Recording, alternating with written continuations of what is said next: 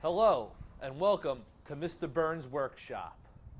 On today's episode, we're going to show you how to make this handy dandy sandpaper ripper. You might ask, why do you need a sandpaper ripper?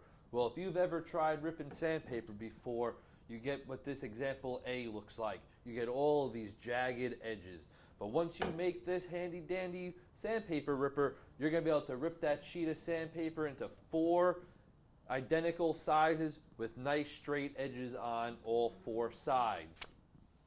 Now we have to size the sandpaper ripper to the size palm sander you have. So how do we do that? We're just going to take a nice simple measurement and figure out how big this pad is so we know how much sandpaper we have to cut. So what I'm going to do is I'm going to measure the width of the sandpaper, which comes out to 4.5 inches.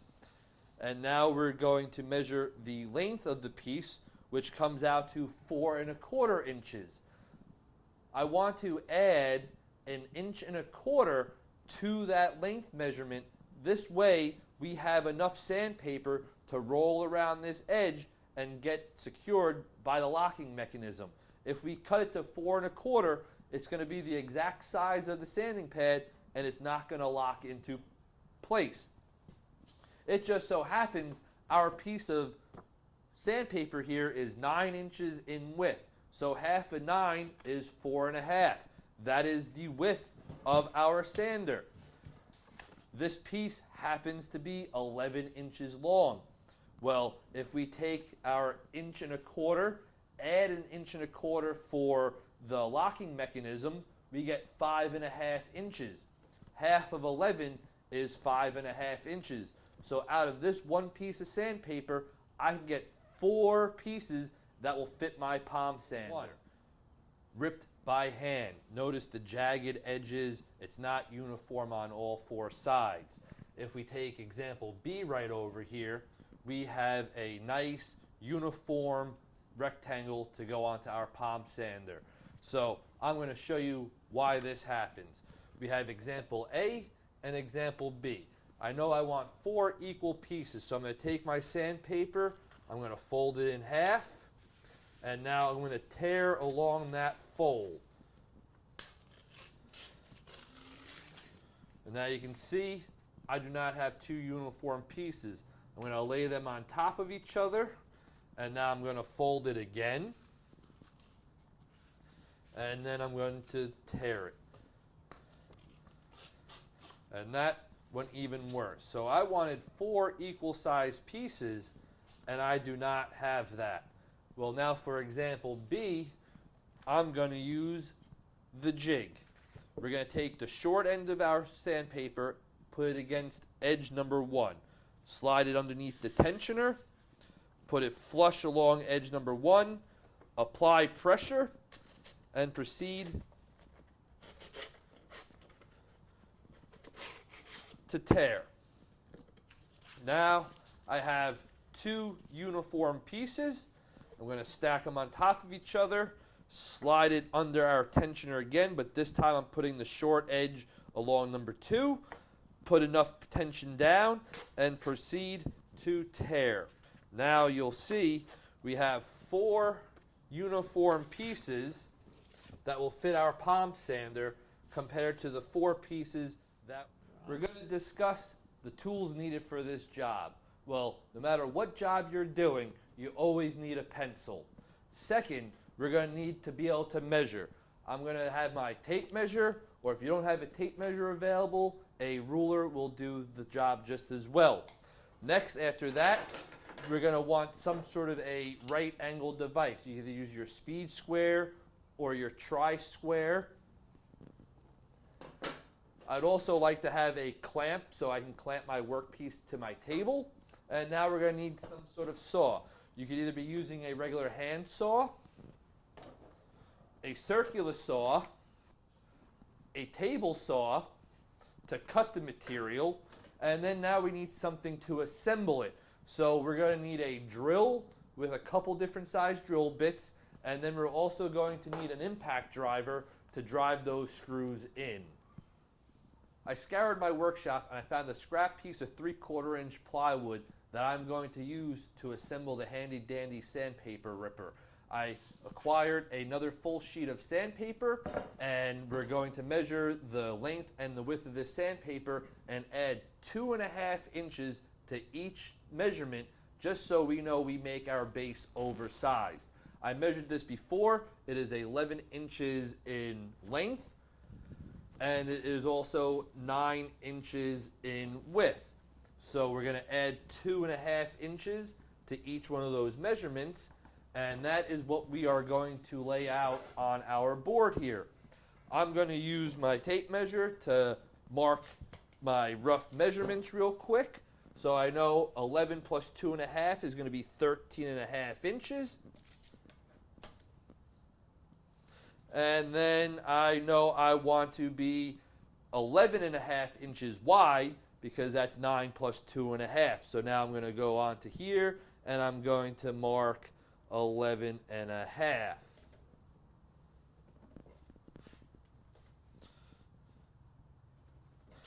Now I have these pencil lines. Couple different ways I can attach them. I could take a regular ruler or a straight edge and go connect the dots line to line. I could use my tri-square that has a 90-degree angle in here, put it up against a factory edge, and I can drag it across. Just because I have one floating around in my tool belt, I have a chalk line, and now I can lay out the line from dot to dot, pull some tension, snap a line, and now here is my board. Well, just so things don't get confusing, I know this piece here is scrap, so I'm going to put an X, and then I know this little thin strip right here is an X. So this is scrap. It's time to cut. So depending on what tools you have, those are the tools you're going to have to make do with. I'll just show you a couple different ways. I will grab my wood saw, and I will start cutting my first line using my wood saw.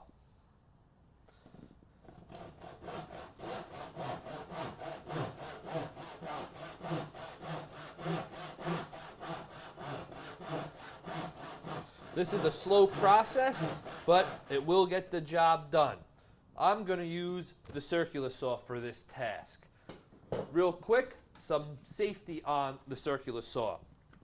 Whenever you're making any sort of adjustments, you always want to make sure the tool is unplugged and you could see the prongs to make sure that it is not plugged in.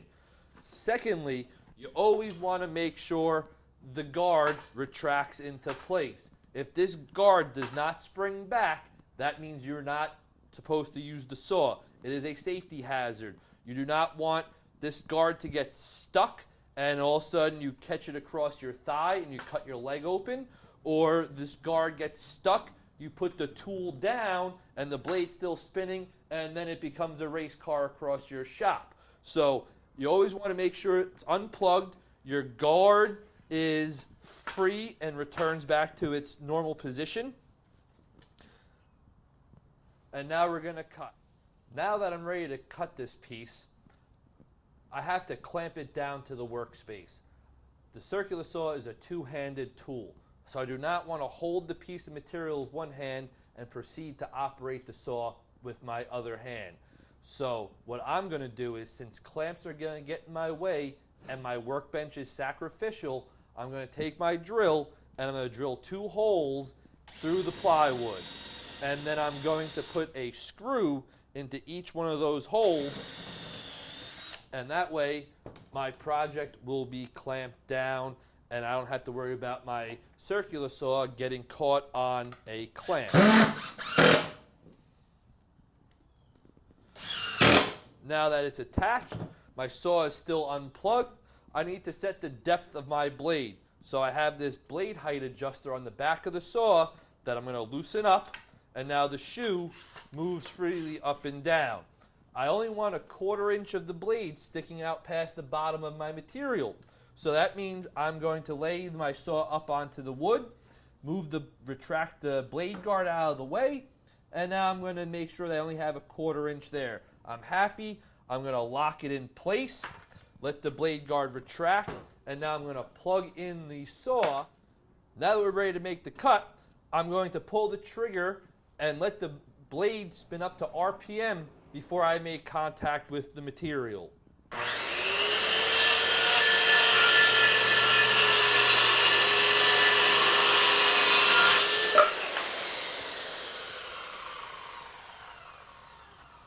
Now you can see how much faster that was over the handsaw. But there is added danger in using the circular saw, so even more safety precautions had to be taken when you're using power tools over hand tools.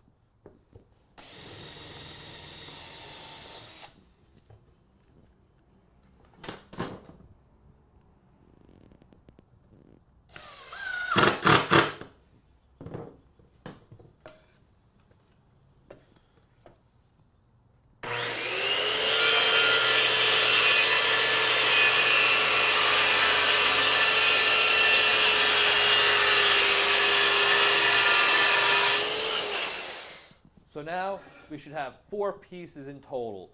We have our base, which is 2 inches wider than the sandpaper.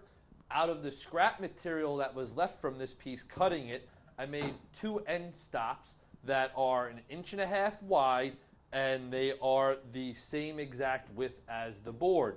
And then as a third piece out of the scrap, I made my tensioner. This piece, we're going to wind up drilling 2 oversized holes in and lining this up. So now how do we lay this all out? Well, now we're going to take our piece and we got to find the middle of this. We have to find the center. So our piece is 13.5, so that means the center is going to be 6 3/4. So I'm going to put a mark at 6 3/4. I'm going to use my tri-square again, and now I'm going to lay out that center line. The center line is going to be the center of our tensioner. Now I take my tensioner, or the piece I'm going to deem to be my tensioner, and I'm going to drill 2 oversized holes that are about 10.5 inches apart, just so we know that our piece of sandpaper will fit in between. So if you want, you can take your piece of sandpaper, lay it on there, and now I know where I want to drill my holes.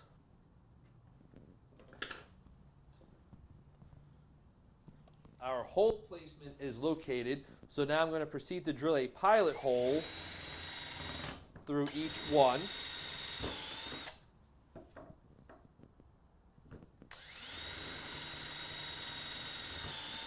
Now that hole, this screw is going to thread into, so that hole is not the correct size. I'm going to swap over to a step bit, and now I'm going to bore those holes out. I'm going to go 2 steps on the bit, and then once again I'm going to check that, make sure my screw goes through there nice and easy, it doesn't get bound up. So now I know that those holes are in the correct location. Now I am ready to install my tensioner onto my board. So now that we have these holes drilled in the center and I have my center marked, I can proceed to take this. I'm going to square this up just to make sure I have my tensioner going across square, and then I'm going to lock this in.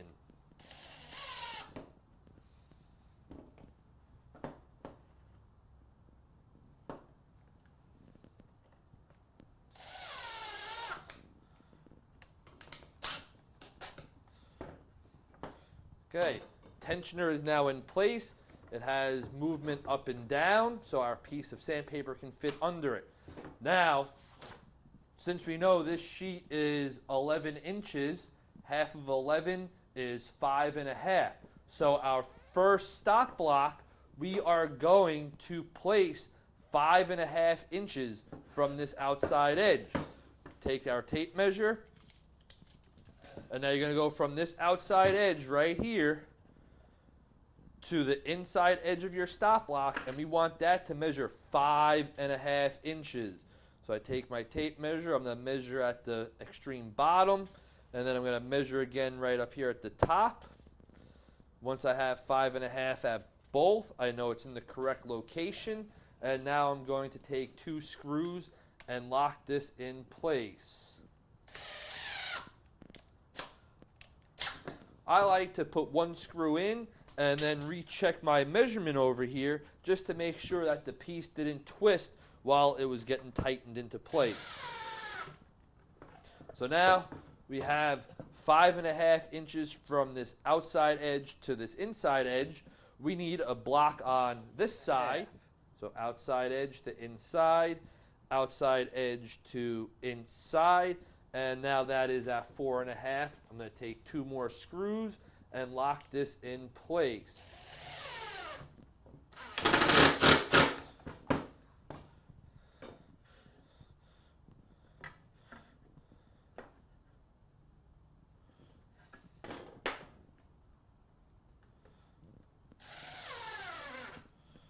Now we have both sides on.